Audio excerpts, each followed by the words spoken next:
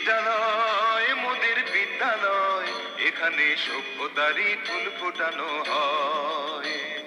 বিদ্যালয় মোদের বিদ্যালয়। আসসালামু আলাইকুম প্রিয় শিক্ষার্থীরা, তোমরা কেমন আছো? নিশ্চয়ই ভালো নেই।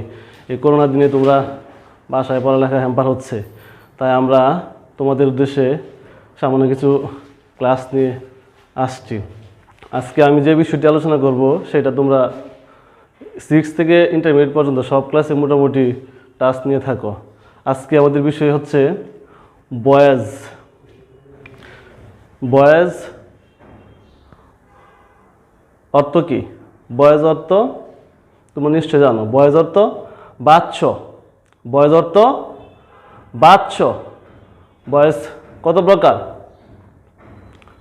বয়েজ 2 প্রকার, active boys, passive boys. Active, passive. Active boys কাকে বলে? প্যাসিভ বয়েজ কাকে বলে? তোমরা নিশ্চয়ই জানো। তারপরে একটু আমি বলি। অ্যাক্টিভ, যে সেন্টেন্সের সাবজেক্ট নিষ্ক্রিয়, অর্থাৎ যে সেন্টেন্সের সাবজেক্ট সক্রিয়, অর্থাৎ সাবজেক্ট নিজে নিজে কাজ করতে পারে, তাকে অ্যাক্টিভ বলে। আর উল্টো হচ্ছে, বিপরীত হচ্ছে, যে সেন্টেন্সের সাবজেক্ট নিষ্ক্রিয়, অর্থাৎ সাবজেক্ট নিজে নিজে কাজ করতে পারে না, তাকে প্যাসিভ ভয়েস বলে। আবার বলি, অ্যাক্টিভ, যে সেন্টেন্সের সাবজেক্ট সক্রিয়, অর্থাৎ সাবজেক্ট নিজে নিজে কাজটি করতে পারে, তাকে অ্যাক্টিভ ভয়েস বলে। এবং বিপরীত দিকে যে সেন্টেন্সের সাবজেক্ট নিষ্ক্রিয়, অর্থাৎ সাবজেক্ট নিজে নিজে কাজটি করতে পারে না, তাকে প্যাসিভ ভয়েস বলে। যেমন বালকটি বল খেলে। এখানে বালকটি নিজে কাজ করছে। হি প্লেজ ফুটবল, সে ফুটবল খেলছে। আবার পানি বিভিন্নভাবে দূষিত হয়। এখানে পানি নিজে নিজে দূষিত হতে পারে না, পানি কেউ না কেউ দূষিত করবে, সেটা হচ্ছে প্যাসিভ।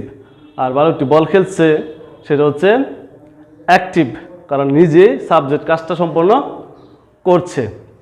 তাহলে অ্যাক্টিভ, যে কাজটা নিজে যে সেন্টেন্সের সাবজেক্ট নিজে যে কাজটা সম্পন্ন করতে পারে এবং সাবজেক্ট সক্রিয় অবস্থায় থাকে, তাকে অ্যাক্টিভ ভয়েস বলে। যে সেন্টেন্সের সাবজেক্ট নিজে যে কাজ করতে পারে না, তাকে প্যাসিভ ভয়েস বলে। সাবজেক্টটি নিষ্ক্রিয়, তাকে প্যাসিভ ভয়েস বলে। সাবজেক্ট এবং প্যাসিভ আমরা সাধারণত পরীক্ষায় অ্যাক্টিভ থেকে প্যাসিভ, প্যাসিভ থেকে অ্যাক্টিভ করতে হয়, পরিবর্তন করতে হয়। এজন্য আমাদের কিছু রুলস মেনটেন করতে হবে, কিছু রুলস জানতে হবে। সেই বিষয়ে আমি ছোট্ট একটা শখ নিয়ে আসছি, খুব সহজ করে। টেন্স অনুসারে যে ভার্বের ব্যবহার, সে বিষয়ে আমরা একটু দেখব। অ্যাক্টিভ, প্যাসিভ আমরা দেখব যে ভার্ব 1 V1 থাকলে এম ইজ আর ব্যবহার করতে হবে প্যাসিভে। ভার্ব 1 এম ইজ আর যদি সেন্টেন্সটা প্রেজেন্ট ইনডিফিনিট টেন্সের হয়, তাহলে অথবা বাক্যের মধ্যে ভার্ব 1 দেখতে পাই, তাহলে auxiliary verb am is are ব্যবহার করব। Am is are plus verb 3, verb 3। যদি ভার্ব 2 দেখতে পাই, অর্থাৎ পাস্ট ইনডিফিনিট টেন্স হয় বাক্যটি, তাহলে আমরা was were plus verb 3 use করব। আবার বলি, যদি বাক্যে ভার্ব 2 অথবা পাস্ট ইনডিফিনিট টেন্স বাক্যটি, অ্যাক্টিভ বাক্যটি ভার্ব 2 অথবা পাস্ট ইনডিফিনিট টেন্স পায়, তাহলে was were plus verb 3 use করব। যদি ভার্ব প্লাস আইএনজি অর্থাৎ continuous tense, any continuous, present continuous, past continuous, future continuous, যেকোনো কন্টিনিউয়াস টেন্স অর্থাৎ ভার্ব প্লাস আইএনজি বাক্যে যদি ভার্বের সাথে আইএনজি থাকে, মূল ভার্ব প্লাস আইএনজি থাকে, তাহলে auxiliary verb plus being plus verb 3 use করব। অর্থাৎ ইং থাকলে বিং বসে, এটা আমাদের মনে রাখতে হবে যে এনি কন্টিনিউয়াস বিং ইউজ করতে হবে, being plus verb 3।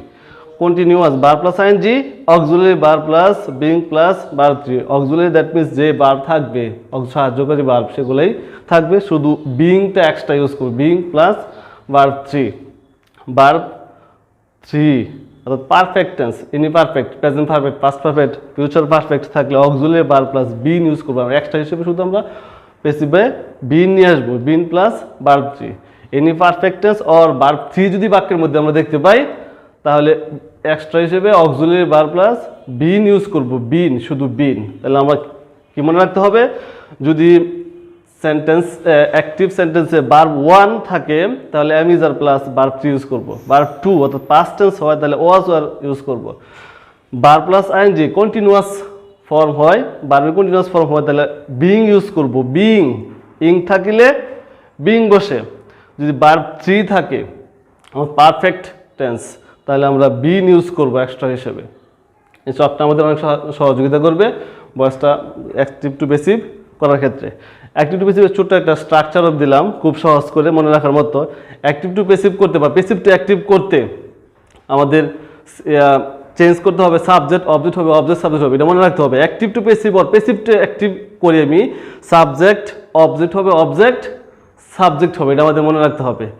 Subject object হবে, অবজেক্ট সাবজেক্ট হবে।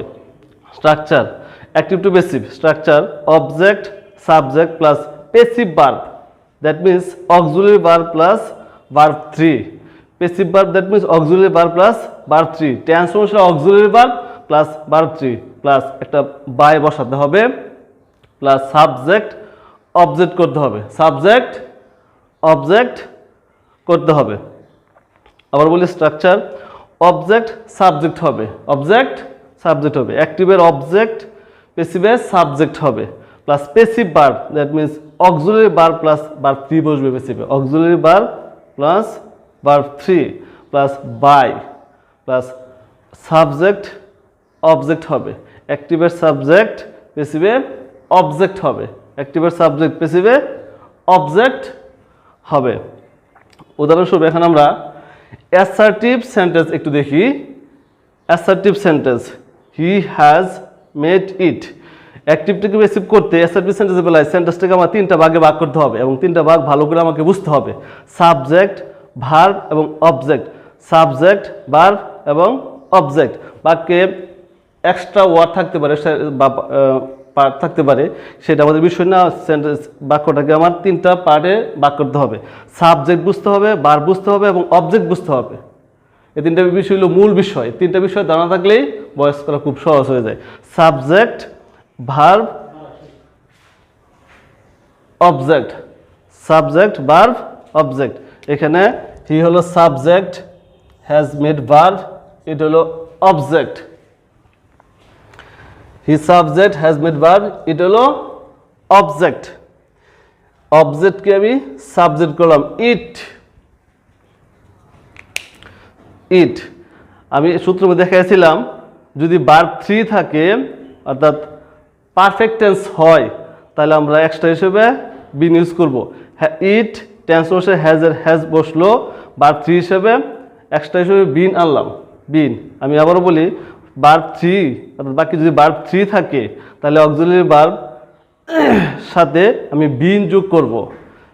Has been, it has been, object it subject হয়ে গেছে, পরে হ্যাজ এক্সট্রা হিসেবে ভার্ব 3 হওয়ার কারণে verb bin, it has been, ভার্বের 3 মেড এক্সট্রা হিসেবে আমি বাই বাইরে থেকে নিলাম স্ট্রাকচার অনুসারে বাই, পরে here object from him, here object from হিম। আবার বলি অ্যাক্টিভ থেকে পজিটিভ করতে সিম্পল অ্যাসার্টিভ সেন্টেন্সের বেলায় সেন্টেন্সটাকে ভালো করে বুঝতে হবে। Subject, verb, object, subject, verb, object. অবজেক্টকে সাবজেক্ট করব, অবজেক্টকে সাবজেক্ট করব। ইট এর সাবজেক্ট ইট, হ্যাজ এর হ্যাজ, ইট হ্যাজ। ভার্ব 3 হওয়ার কারণে অক্সিলারি ভার্ব চক থেকে আমি বিন আনলাম, ইট হ্যাজ বিন মেড, ভার্বের 3 বাই, সাবজেক্টের object from, here object from him. আশা করি শিক্ষার্থীরা, প্রিয় শিক্ষার্থী তোমরা বুঝতে পেরেছ। 2 নম্বর সেন্টেন্স দেখি। Active he is reading a book, এটা কন্টিনিউয়াস ফর্ম, ভার্বের কন্টিনিউয়াস ফর্ম। এখানে he subject is reading, he subject is reading a book, he subject is reading verb a book object.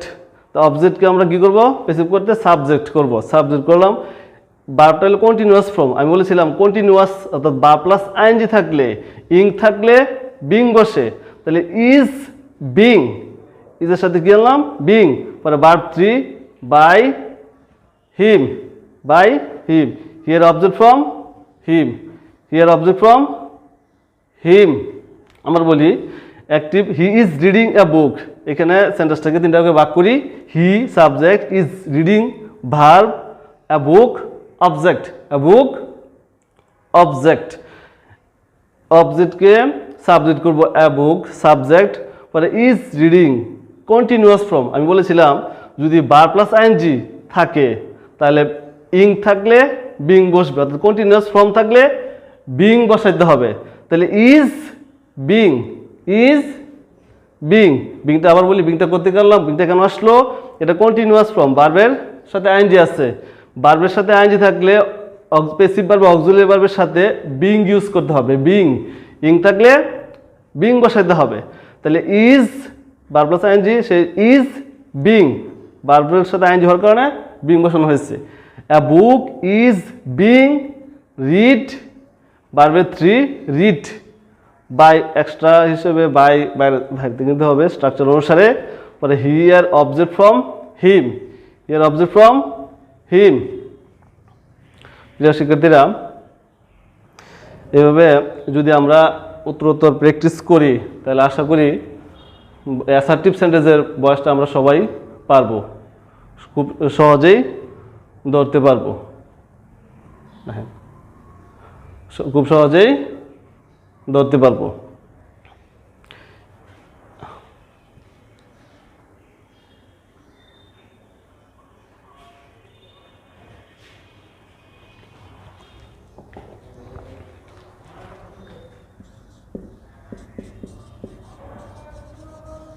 আমি আরেকটা বাক্য লিখলাম, he writes a letter,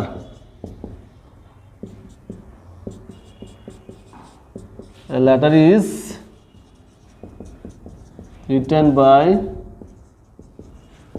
him, letter is written by him, and his subject writes verb, a letter object, he writes a letter, his subject write verb, a letter object, letter K object K subject করলাম, পরে verb 1 হিসেবে auxiliary verb tense অনুসারে is, verb 1 থাকলে am is জানাতে হবে, verb 1 থাকলে am is জানাতে হবে। তাই লেটারের সাথে ভার্ব ইজ অ্যাডজাস্ট হয় টেন্স অনুসারে বা পার্সন অনুসারে, সেই হিসেবে লেটার ইজ, ভার্বের 3 রিটেন, রাইটসের ভার্বের 3 written, by here object from him, here object from him. প্রিয় শিক্ষার্থীরা, আশা করি তোমরা বিষয়টা বুঝতে পেরেছ। যদি এভাবে স্ট্রাকচার এবং চার্ট অনুসারে অ্যাসার্টিভ সেন্টেন্স প্র্যাকটিস করো তাহলে তোমরা অবশ্যই পরীক্ষার যে সেন্টেন্সগুলো আসবে সেগুলো তোমরা সলভ করতে পারবে। আশা করি ভালো থাকবা। পরবর্তী সময় পরবর্তী ক্লাসে অন্য একটা বিষয় নিয়ে আবার তোমার সাথে দেখা হবে।